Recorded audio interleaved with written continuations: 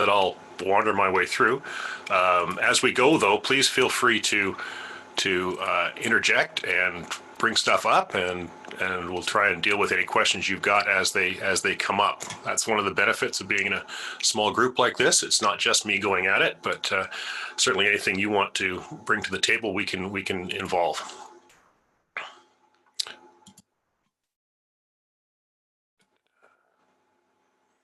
I want that one. There we go. And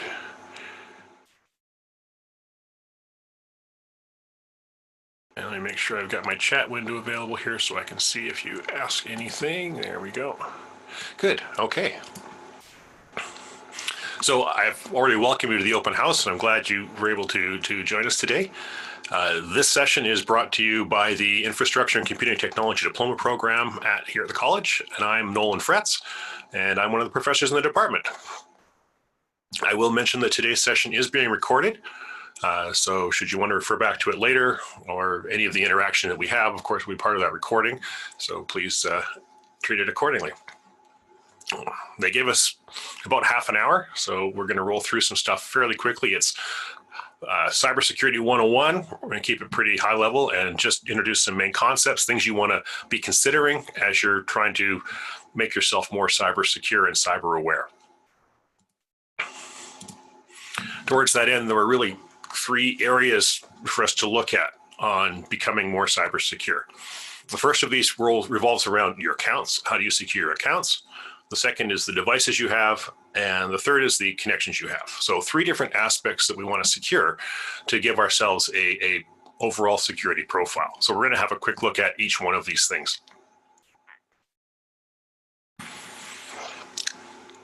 For most of us, when we think about securing our accounts, the thing that comes to mind is, oh, I have a password on stuff. One of the things that comes out of what we've learned about people and how they manage passwords is that we're really bad at it for a couple of reasons. One is that our brains aren't really wired to keep track of lots of silly information that's doesn't really mean a lot, like long passwords and things like that. So you hear this in the media. Everybody should have these really secure passwords and they should be different and everything. And all of that is true. Unfortunately, as people, that's really a hard thing for us to accomplish. So we need to find a way to, how do we get this idea of passwords to work for us? So there's a couple things that happen out of that. One is there's an encouragement to use things we call passphrases. The idea with a passphrase is instead of being like one word or one random string, let's make it a string that makes sense, but we can make it a lot longer. So for example, a whole sentence could be a passphrase. Turns out that in terms of security, it's not the fact that it makes sense to us as a human that matters. It's the fact that it's just long is what actually matters for computers. So as long as we can have something long that we can personally remember, a passphrase works really well. It works the same way as a password, except that instead of trying to memorize a bunch of long random things, we have a phrase that ties to the thing that we're securing. So in terms of the various accounts you have, I'd say, is there a way you can come up with a passphrase that is probably something that you would use consistently across a bunch of accounts, but is unique to each account? So for example, using a passphrase like, this is the passphrase for my Google account. This is the passphrase for my Facebook account. Okay, each one is different, and so they'll render out differently. But from a computer standpoint, it's very long and hard, difficult for someone to crack. So that's one way to start. There are a couple of other pieces that come into play. On the slide here, we see this idea of, I'm going to jump to the third one, password managers. So there are tools that can actually manage passwords for us. They'll generate random passwords, they'll make them long enough, and they'll also keep track of them for us. That's a great way to go. Lots of people do that, and I would certainly encourage that as a way to go. One of the key things that we get there is you get unique passwords for each account, which means that if one account gets compromised, no other accounts get compromised. The other thing that happens with that is that those passwords are stored in a secure way on your device. You still have to remember one key password, which is what's the password to unlock all the other passwords. But it's much easier for us as humans to pick one really good password and know that one password. And of course, that password only gets used when we need to actually access the password manager so it doesn't get used for anything else. So that makes it a much more secure way of doing things. There's another thing that we're seeing with a lot of sites today, and especially if you move out into the enterprise world, but even in terms of our own access to various services, is this idea of multi-factor authentication. Multi-factor authentication says there's three things that can be involved in figuring out if you are the person you say you are. It's what you know, what you have, or what you are. By what you know, that's typical passwordy type stuff. What you have is something that you own. So for example, you have your phone. So if we sent an SMS to your phone when you tried to log in, you'd have to know the password for the site, but then also you'd have to have the phone that you could respond to the SMS with. Or what you are. So this is where the biometrics type stuff comes in. Your phone also uses that. So for example, we could tie your fingerprint to authentication. With multi-factor authentication, the idea is you have a couple of these. So if one of them gets compromised, you're still secure because it would take somebody having more than one of them. We put it this way, this is a good enough idea for your bank. Think about how do you access your bank account? You need your card, you need a PIN, something you know, something you have. If someone gets your card, it's no use to them without the PIN. Likewise, if someone knows your PIN, it's no use to them without the card.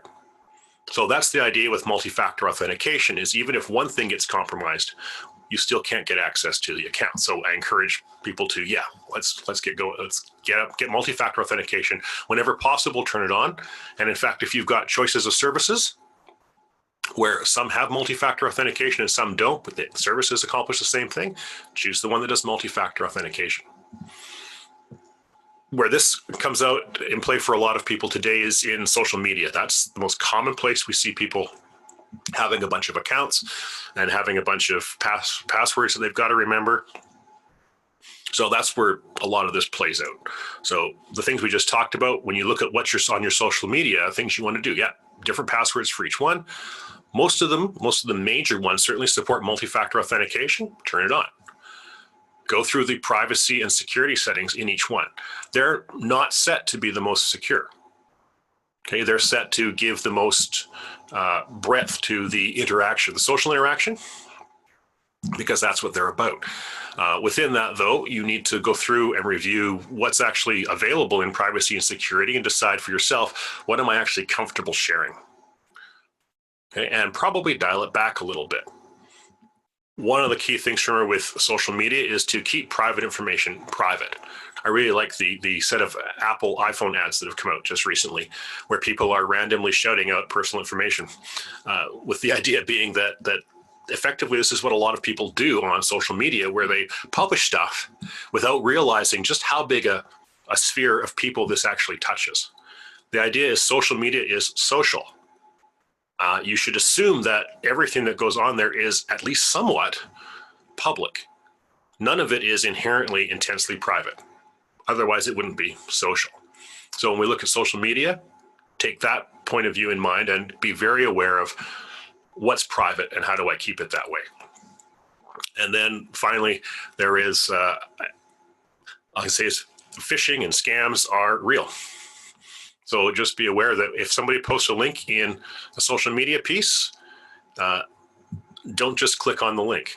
Ideally, they'll give you information about what the link is to. And then what I would be inclined to do is, instead of clicking the link that's provided, I use Google or some search engine like that to go and look that thing up and then go to it directly from the search engine. So that if somebody gives me a link, which is probably not terribly translatable into, is this really going to take me to the real place or not? Or is it going to take me to some scam or some phishing thing where I'll compromise my computer? I would always take the extra step, go do the legwork myself to find out what's the real link for this site or this place, and go and do it directly instead of clicking through it from a Facebook post or a LinkedIn post or something like that.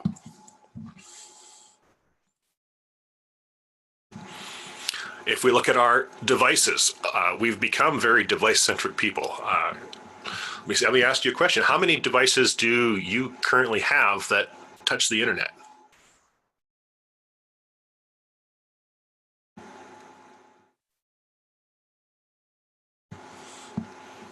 Many, yeah.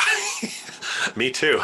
And we cover a whole lot of different things. And we don't often even realize how many we have. So in my bin here, we've got computers, phones and tablets, gaming systems. So things like Xboxes and PS3s, 4s, 5s, whatever number we're on now, things like that. TVs, other smart devices, things like Alexa and Google assistants have become very smart.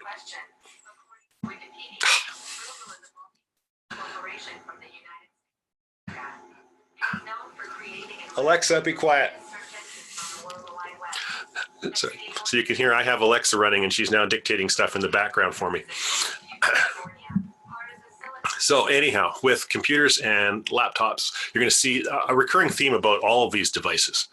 If we want to keep them secure, some of the things we need to do is we need to apply the updates. With updates on computers, especially for the operating systems, we see a lot of rumors and things, oh, don't apply the updates, it'll break your computer. Something to recognize is that people turn off updates and then never turn them back on again. Most of the updates that your computers and phones and tablets and things like that receive are actually for security purposes, because something has been figured out that, oh, this is actually a problem that someone has recognized, or this software, this thing that we had put in here has now been compromised by somebody and we need to update it. Okay. Most of the stuff that comes out for as updates are security updates. So if you want to turn updates off, that's fine, but be proactive about managing them then. So where you've got to look at, when does an update come out? Let me go check out what it is. If it's a security update, I probably want to install it. If it's a feature update, then I'll have to think about that. Okay. So we get the stuff where, yeah, all these different devices, we want to keep them updated. So that really applies to any device you've got. If you've got on your computers and laptops, make sure you've got an antivirus and an anti-malware that are running on the device. Those things are very common. In fact, if you're running a Windows device, it comes with it baked in. And you just need to, in fact, if you don't do anything, you've got one. In terms of phones and tablets, keep in mind, what would happen if someone stole your phone? Okay, if it's not one that's actually secured with a PIN or a fingerprint or something like that, then they've got access to all the things that are available on your phone. You really want to make sure your phone is secured through whatever means are available for your phone. Additionally, if you've got features on that you don't use, so for example, if you never use Bluetooth because you don't have a Bluetooth headset, you don't have, you don't connect your car, those kinds of things, then turn it off. If you're really paranoid, turn it off except when you purposefully are going to use it, and then turn it on for that time and then turn it back off again. Same thing could apply to things like Wi-Fi. So if you've got services like that that are fanning out from the device, then turn them off when you aren't using them. Okay, and then finally, for our phones especially, we tend to like, oh, there's an app for that, I'll just go grab it. And as we know, there are tens of thousands, hundreds of thousands of apps on both the Android and the iOS side of the house, and lots of them do all kinds of weird and wonderful things. And we have very little ability to, other than trusting Google or Apple to vet these things that they're going to be safe, we have very little recourse on them. So again, do your research, do your homework, figure out, okay, how much do I trust this thing? And then whenever you install an app, always be aware, because it's going to ask for permissions. How many permissions am I giving it? And if it starts to seem like that seems like a lot for what this app is going to do, then go find a different one. Okay, as we walk through the list here, gaming systems all support multi-factor authentication now, so go ahead and use it. Be aware in those systems, they often, the games you're using have chat things where people go, hey, I've got this neat add-in, and they post a link in the chat window. It's just like any other social media type environment. If there's a link there, I'd go research it and find the link externally, as opposed to going ahead and taking it right from the link. For our TVs and smart devices, so if you've got things like a voice assistant in your home, you might want to look at if there's a way to put it on a separate network from all your other devices.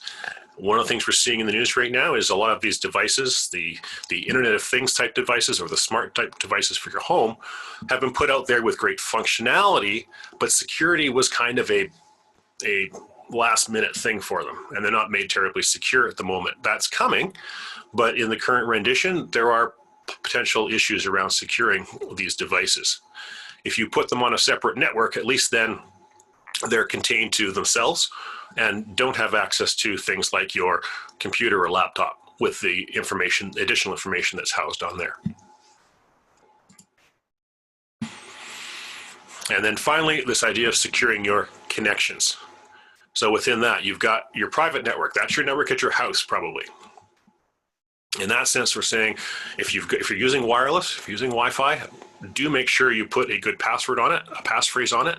Don't leave it open. The default settings that they come with nowadays, if you look at your little box, it probably has an SSID name and a passphrase right there. You can amp that up, change it to something that's not that default one, and then make it something longer and better. For a lot of them, if you're getting the ones from Shaw or TELUS or those kinds of people, they'll be unique. But if you buy a third-party box and mount it into your network because maybe the wireless is better on it, what will happen with those, so devices from Belkin or Linksys or those other companies, they'll have a standard username and password for first login that you really need to change because it's published, it's known, all the devices have it. If you don't change it, anybody could actually access the device. So that's a bad thing. So you want to secure your home Wi-Fi. And I'll make the recommendation that if you have computers that don't move around your house, i.e. they're not mobile, a wired connection is more secure than wireless. It certainly is less convenient unless the device is sitting in one spot. So if you've got a desk in your home office that a computer sits on, I'd have a look at, can I manage to actually get a wire to this instead of letting it run wirelessly? Okay, firewalls have been around for a long, long time. They've evolved a lot. You can actually have them on devices. So again, if you've got a Windows operating system, it comes with a firewall built in that's turned on. Alternatively, you can also, or in addition to that, you can also get firewalls for your network. Your internet access box, the gateway that you got from Shaw or TELUS or whoever your supplier is, probably has a firewall on it of some sort. That will provide some firewall abilities. There are certainly third-party ones that you can purchase and put in line that do a far more advanced job and give you a lot more control over what can and can't get through.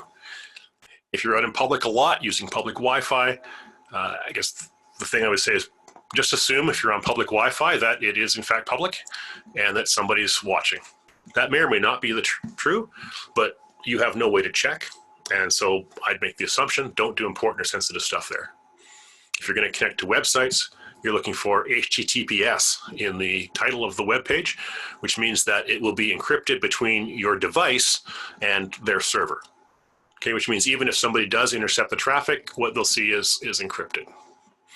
Okay, if you tend to work from a public place, like a coffee shop or somewhere like that, and you need to talk back into some private place, like let's say you like to go to the coffee shop to do work from home type stuff, as opposed, so instead of work from home, you're doing work from coffee shop, then you want to use a VPN to connect back to work because you're not on a private network again. You want to have some way, just like the HTTPS pages encrypt from your device to the web server, you can set that up to encrypt between your device and your office.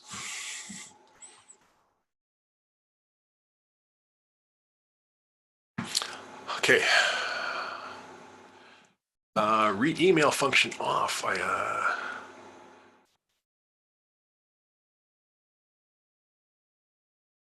Okay, if it's a newsletter that's coming in, it's probably coming in an HTML format. And if it's coming in an HTML format, what they're doing is they're tracking, did you actually pull the resources from their page? Okay, if it's just text, then they really don't have then you can tell it not to send the reply back. But that's how they're monitoring. So if you get an email that has like graphics in it and stuff like that, all they're doing is they're just checking who actually, because when it doesn't actually pull the web stuff down until you open the email. So what they're monitoring for is, oh, who pulled the stuff? Okay, those people open the email then. So there isn't really a good way to get around that without not opening the email. Yeah. Sorry, because it's not a function. You're not sending them a message of I've opened this. They're when you open it, it pulls material from their servers, and they just know that it's been pulled. Does that answer your question, Trin, about a newsletter that you were subscribed to being recognized whether you had opened it or not? Okay. Sorry, I can't give you a better answer in terms of securing. If you are anxious about the source of the newsletter, I'd say then maybe you want to cancel your subscription to it. If you like the newsletter, then do a little more research on the company and see, am I willing to trust them with knowing that I opened it or not? It's not indicating that there's any invasion on your machine, and they've gotten nothing from you per se. It's just they've sent an email that when your machine renders it, it goes and pulls objects from their servers, and they know that you've pulled them from the server.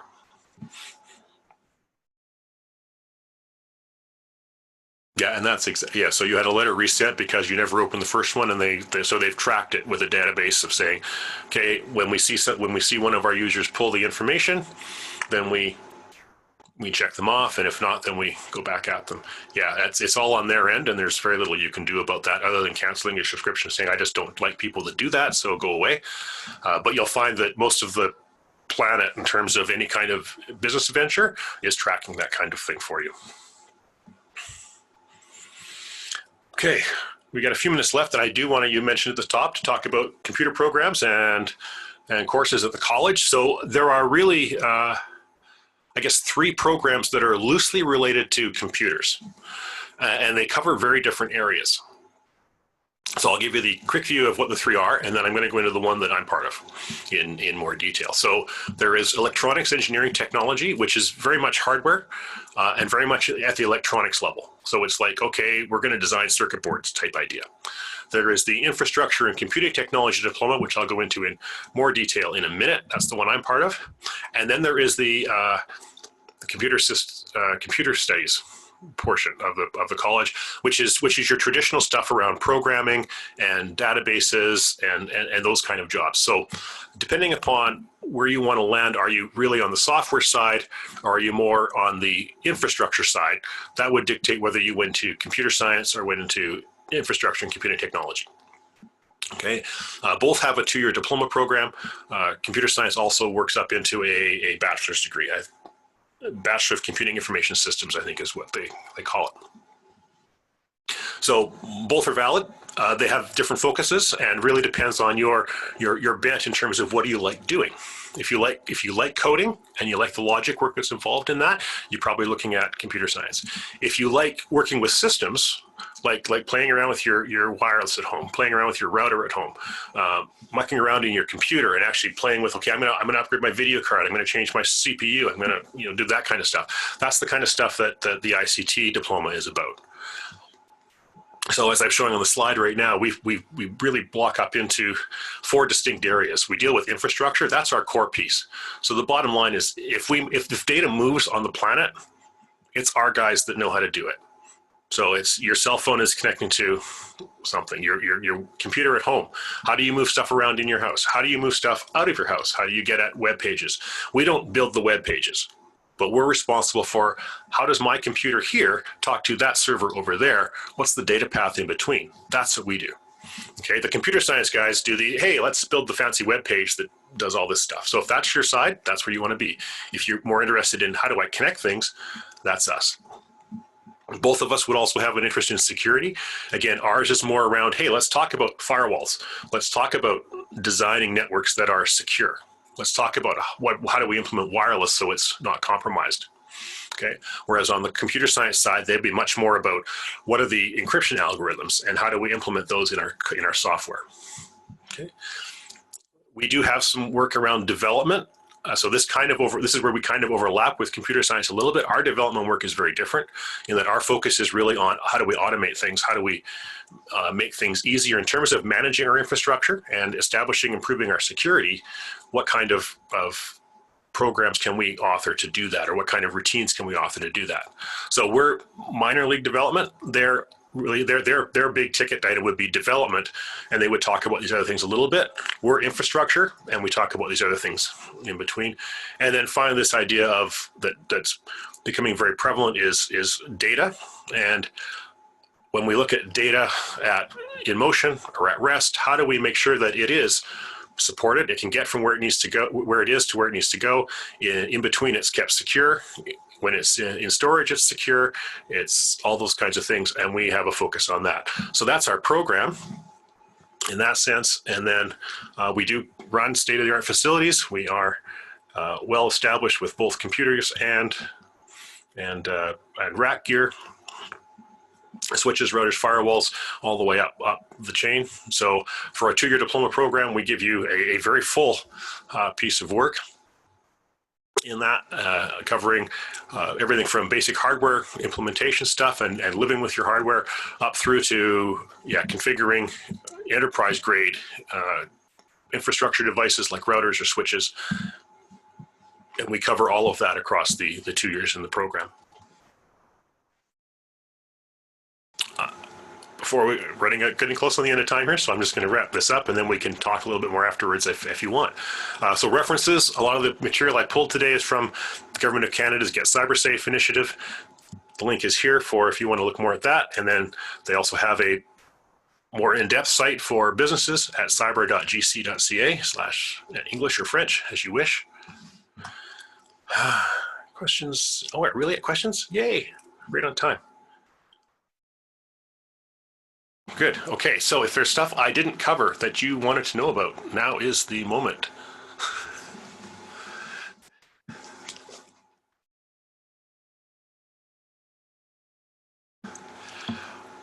Excellent. Okay, and then I leave you with 2 things. First of all, there is more to discover at the college, and if you have any questions about any of the stuff I've talked about with the programs, all you need to do is contact the college. So you can send in to ask, and they'll get your question directed to the right people. If you want to know more about computer science, or you want to know more about ICT or electronics, just put a question in and they'll get it directed to the right people, and you'll get a response back from there. And then finally, hey, thanks for being here today. You are eligible to enter to win up to $5,000 tuition credit. That sounds like a good deal. Make sure you're in that. And thank you for your time.